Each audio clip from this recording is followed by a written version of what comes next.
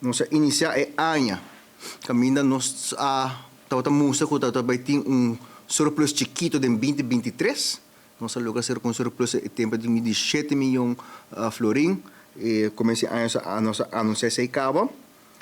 Depois sigue na fevereiro uma reunião importante entre o colégio de supervisor na CFT junto com os ministros de saúde.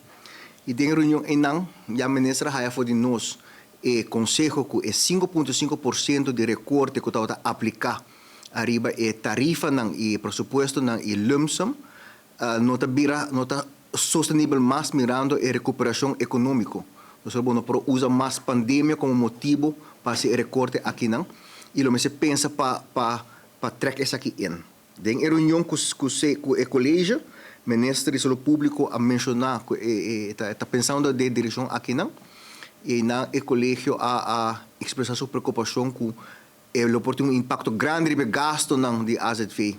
No momento é o ministro a nossa tarefa que nós não mais de surpassar e o qual nós a pressupostar para 2023 porque está gasto na conta na 475 milhões florim. Esse é a primeiro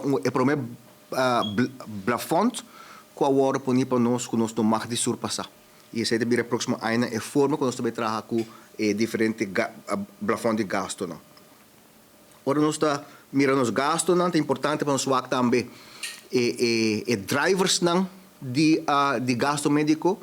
Tem dois drivers muito importantes, que é maleza crônico e tem também outro driver que envelhecimento da população. Tá dois drivers que mira que impulsa gasto médico mundialmente. Se nós mira para o que trata porção de pessoas arriba de 65 anos de nos assegurados, ano passado nós chega a 18,4%.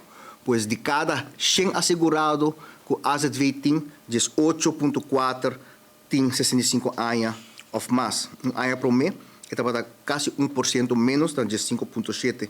Se aqui também se aumentar no próximo ano, nossa expectativa está assim, que no momento que o projeto de Weton e importação de trabalhador que tem que tomar lugar para nós por para trás de câmara nova de hotel que também, essa aqui também mengua, não também sigue crescimento rápido, colocar nós no próximo ano, último ano caminho que não tem muita movição de migração de trabalhador.